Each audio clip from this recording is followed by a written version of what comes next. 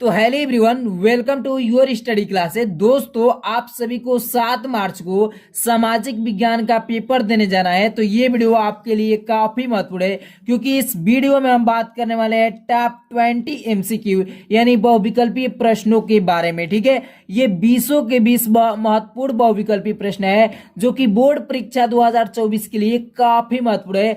दोस्तों, एक एक प्रश्नों को आप अपने कॉपी में नोट कर लीजिए और ये बहुविकल्पीय प्रश्नों को आपको तैयार करके ही जाना है, क्योंकि ये बहुविकल्पीय प्रश्न बोर्ड एग्जाम के लिए काफी महत्वपूर्ण है। ठीक है, आपका पहला बहुविकल्पीय प्रश्न है कि यंग इटली सोसाइटी का संस्थापक कौन था। यंग इटली सोसाइटी का संस्थापक कौन था? गैरिबाल्डी, काबूर, बिस्मार्क की मेजनी। तो यंग इटली सोसाइटी का संस्थापक कौन था? तो इसका राइट आंसर जो हो जाएगा डी नंबर हो जाएगा, यानी मेजनी हो जाएगा। क्या हो जाएगा मेरे भाई? मेजनी हो जाएगा। डी नंबर इसका राइट आंसर यानी 4th नंबर हो जाएगा। अब हम बात करते हैं आपका अगला प्रश्न जो 2 नंबर है, 2 नंबर पर कि फ्रांस में गणतंत्र की घोषणा किस वर्ष हुई? फ्रांस में गणतंत्र की घोषणा किस वर्ष हुई? 1815 में, 1848 में, 1830 में कि 1871 में? तो फ्रांस में गणतंत्र की घोषणा 1848 में हुई थी। ठीक है, इसका राइट आंसर 3rd नंबर हो जाएगा 1848। अब हम बात करते हैं अगला प्रश्न जो आपका 3 नंबर है कि फ्रांस की क्रांति हुई। फ्रांस की क्रांति किस सन में हुई थी? 1788 ईस्वी में कि 1789 में, 1790 में कि 1787 में? तो फ्रांस की क्रांति 1789 ईस्वी में हुई थी। किस सन में? तो 1789 ईस्वी में हुई थी। इसका राइट आंसर जो हो जाएगा 3rd नंबर हो जाएगा। अब हम बात करते हैं आपका अगला प्रश्न जो 4 नंबर है। देख सकते हैं कि राष्ट्रवाद का प्रारंभ जिस देश से हुआ वह देश भाई कौन है? राष्ट्रवाद का प्रारंभ जिस देश से हुआ वह देश कौन है? जर्मनी है, फ्रांस है कि इटली है, फ्रांस है कि इंग्लैंड है? तो राष्ट्रवाद का प्रारंभ जिस देश से हुआ वह देश आपका फ्रांस है, यानी 2nd नंबर इसका राइट आंसर हो जाएगा। ठीक है, अब हम बात करते हैं आपका अगला प्रश्न 5 नंबर है। देख सकते हैं कि जर्मनी को किस वर्ष एक स्वतंत्र राज्य घोषित किया गया? जर्मनी को किस वर्ष एक स्वतंत्र राज्य घोषित किया गया? 1871 में, 1872 में, 1876 में कि 1880 में? तो जर्मनी को 1871 ईस्वी में एक स्वतंत्र राज्य घोषित किया गया। अब हम बात करते हैं अगला प्रश्न जो आपका 6 नंबर है। देख सकते हैं कि जर्मनी का एकीकरण का श्रेय इनमें से किसे दिया जाता है? जर्मनी का एकीकरण का श्रेय इनमें से किसे दिया जाता है? ऑटो वान बिस्मार्क को, काइजर विलियम प्रथम को, हिटलर को या मेत्सिनी को? तो जर्मनी का एकीकरण का श्रेय ऑटो वान बिस्मार्क को दिया जाता है। इसका राइट आंसर 1st नंबर हो जाएगा ऑटो वान बिस्मार्क। ठीक है, अब हम बात करते हैं 7 नंबर प्रश्न पर कि नेपोलियन का संबंध किस देश से हुआ? नेपोलियन का संबंध किस देश से हुआ? जर्मनी, फ्रांस, इटली की इंग्लैंड? तो नेपोलियन का संबंध फ्रांस देश से हुआ था। ठीक है, फ्रांस देश से हुआ था। इसका राइट आंसर 3rd नंबर हो जाएगा भाई। और बात करते हैं हम अगला प्रश्न जो आपका 8 नंबर है कि इटली का एकीकरण किसके नेतृत्व में किया गया? इटली का एकीकरण किसके नेतृत्व में किया गया? जोसेफ गैरिबाल्डी, ऑटो वान बिस्मार्क, नेपोलियन, विलियम प्रथम?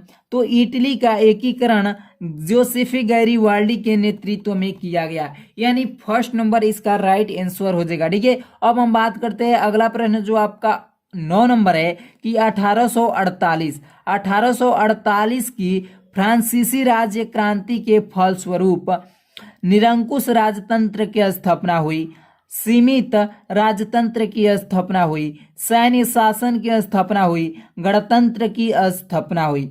तो 1848 की फ्रांसीसी राज्य क्रांति के फलस्वरूप गणतंत्र की स्थापना हुई, गणतंत्र की स्थापना हुई, यानी इसका जो 4th नंबर हो जाएगा विकल्प यही राइट आंसर हो जाएगा। ठीक है, अब हम बात करते हैं अगला प्रश्न जो 10 नंबर है कि महात्मा गांधी दक्षिण अफ्रीका से वापस कब लौटे थे? महात्मा गांधी दक्षिण अफ्रीका से वापस कब लौटे थे? 1914 में, 1915 में, 1918 में कि 1919 में। तो महात्मा गांधी दक्षिण अफ्रीका से वापस कब लौटे थे? तो 1915 में। ठीक है, इसका राइट आंसर थर्ड नंबर हो जाएगा 1915। अब हम बात करते हैं अगला प्रश्न 11 नंबर पर। 11 नंबर प्रश्न है कि महात्मा गांधी ने असहयोग आंदोलन कब प्रारंभ किया, यानी आरंभ किया। महात्मा गांधी ने असहयोग आंदोलन को कब प्रारंभ किया? 1919 को, 1922 को, 1920 को कि 1923 को? तो महात्मा गांधी ने असहयोग आंदोलन को 1920 ईस्वी को प्रारंभ कर दिए थे। ठीक है, अब हम बात करते हैं अगला प्रश्न जो आपका 12 नंबर है। देख सकते हैं कि पूना पैक्ट किन दो नेताओं के बीच हुआ? पूना पैक्ट किन दो नेताओं के बीच हुआ?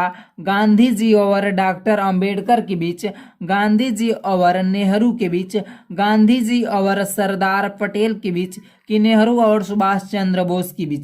तो पूना पैक्ट किन दो नेताओं के बीच हुआ? तो गांधी जी और डॉक्टर भीमराव अंबेडकर के बीच हुआ था। ठीक है, इसका राइट आंसर जो हो जाएगा फर्स्ट नंबर हो जाएगा गांधी जी और डॉक्टर अंबेडकर। ठीक है, अब हम बात करते हैं अगला प्रश्न जो 13 नंबर है कि सविनय अवज्ञा आंदोलन कब चलाया गया? सविनय अवज्ञा आंदोलन कब चलाया गया? 1920 को, 1927 को, 1930 को कि 1935 को? तो सविनय अवज्ञा आंदोलन 1930 ईस्वी को चलाया गया। ठीक है, इसका राइट आंसर सेकेंड नंबर हो जाएगा 1930 ईस्वी। अब हम बात करते हैं अगला प्रश्न 14 नंबर पर कि करो या मरो का नारा किसका था? करो या मरो का नारा किसका था? सुभाष चंद्र बोस, चंद्रशेखर आजाद, भगत सिंह, महात्मा गांधी? तो करो या मरो का नारा किसका था? तो महात्मा गांधी। ठीक है, इसका राइट आंसर क्या हो जाएगा? फोर्थ नंबर हो जाएगा महात्मा गांधी। अब हम बात करते हैं अगला प्रश्न 15 नंबर है कि वंदे मातरम गीत किसके द्वारा लिखा गया था? वंदे मातरम गीत किसके द्वारा लिखा गया था? बंकिम चंद्र चट्टोपाध्याय द्वारा, रविंद्रनाथ टैगोर द्वारा, अवनींद्रनाथ टैगोर द्वारा कि महात्मा गांधी द्वारा? तो वंदे मातरम गीत किसके द्वारा लिखा गया? तो रविंद्रनाथ टैगोर द्वारा। इसका राइट आंसर जो हो जाएगा सेकेंड नंबर हो जाएगा रविंद्रनाथ टैगोर। अब हम बात करते हैं अगला प्रश्न 16 नंबर है कि असहयोग आंदोलन का मुख्य कारण क्या था? असहयोग आंदोलन का मुख्य कारण क्या था? रालेट एक्ट था, प्रथम विश्व युद्ध, खिलाफत आंदोलन, द्वितीय विश्व युद्ध? तो असहयोग आंदोलन का मुख्य कारण खिलाफत आंदोलन था। इसका राइट आंसर जो हो जाएगा सेकेंड नंबर हो जाएगा खिलाफत आंदोलन। अब हम बात करते हैं अगला प्रश्न जो आपका 17 नंबर है कि भारत आने पर गांधी जी ने अपना सबसे पहला सत्याग्रह आंदोलन कौन सा किया? भारत आने पर गांधी जी ने अपना सबसे पहला सत्याग्रह आंदोलन कौन सा किया? बारडोली सत्याग्रह आंदोलन, खेड़ा सत्याग्रह आंदोलन, चंपारण सत्याग्रह आंदोलन, अहमदाबाद आंदोलन?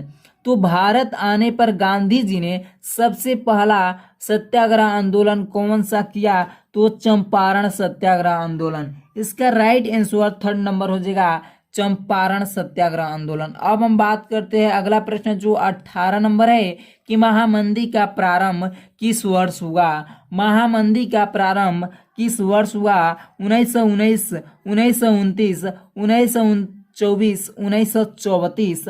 तो महामंदी का प्रारंभ 1929 ईस्वी को हुआ था।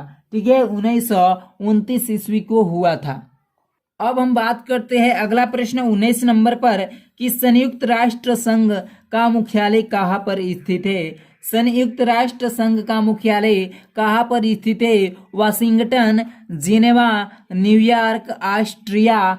तो संयुक्त राष्ट्र संघ का मुख्यालय कहाँ पर स्थित है? तो इसका राइट आंसर हो जाएगा सेकेंड नंबर न्यूयॉर्क हो जाएगा।